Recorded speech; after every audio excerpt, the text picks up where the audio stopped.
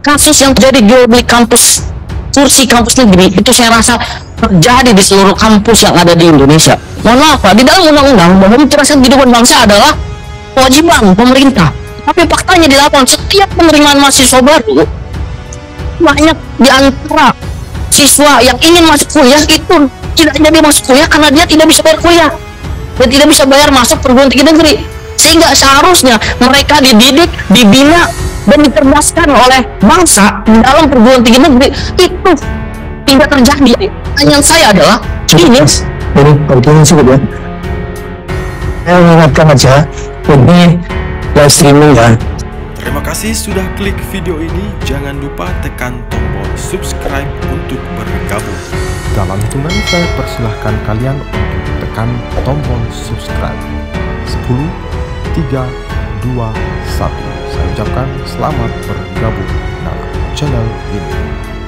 ya, terima kasih kepada bapak-bapak semua yang memang hari ini sudah masih terus bersama kita. Ya memang itu sudah dipastikan bahwa bapak-bapak adalah bagian daripada Dewan Nyambung Lidah Rakyat yang tentunya bisa mendengar, tentunya lebih banyak mendengar dan kemudian daripada action.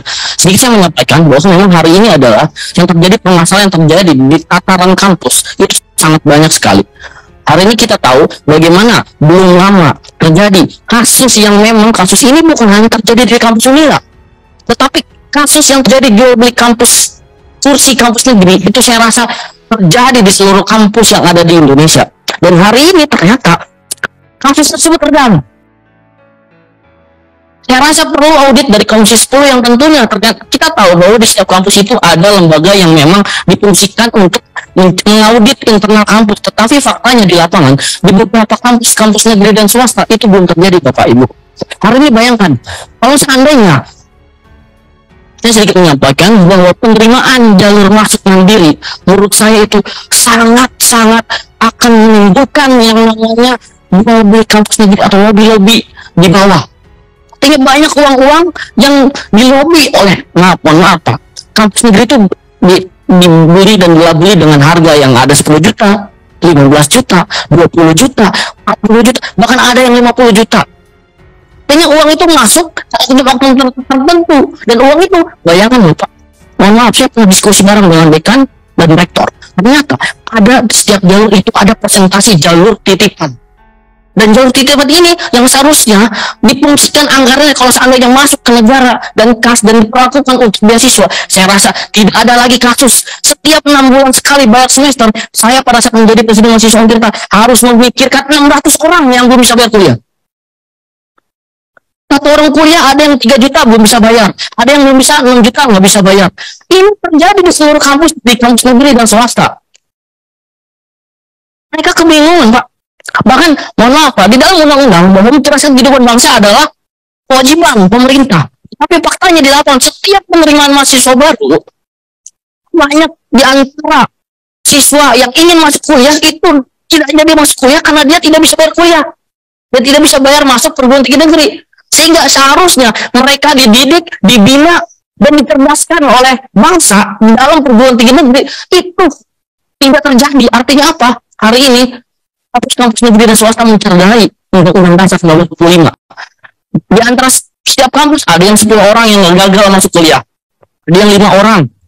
Kemudian setelah dia masuk kampus, bingung, ada yang orang tuanya di PHK, ada orang tuanya yang meninggal, ada yang karena kasus COVID, mereka kebingungan untuk bayar kuliah sehingga mereka akhirnya memilih bekerja. Tapi pekerjaan di Indonesia hari ini sangat minim sekali. Tingkat pengangguran kita sangat tinggi.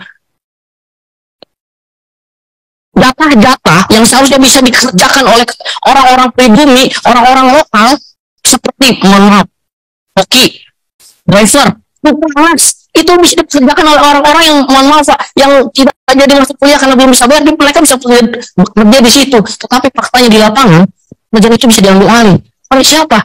Tenaga kerja asing.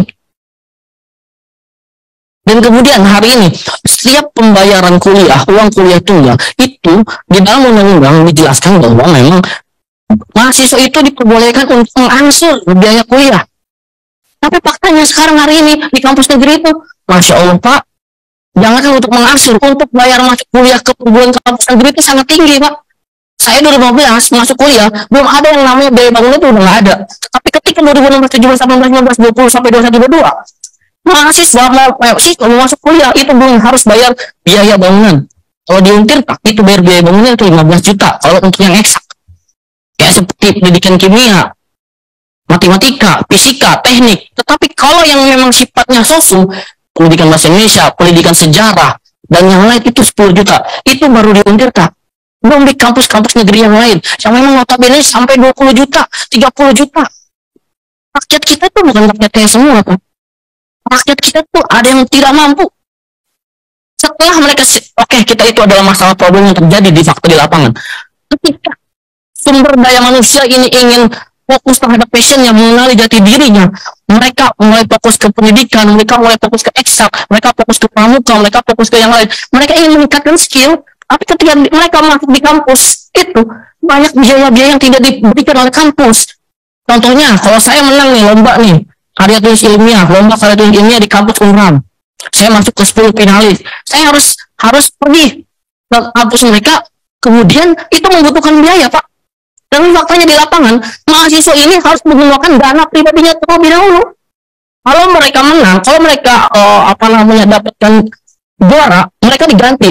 Tetapi kalau mereka tidak menang, itu tidak diganti. Pertanyaan saya adalah ini. Jadi waktunya cukup ya. 15 menit. Waktunya udah 5 menit.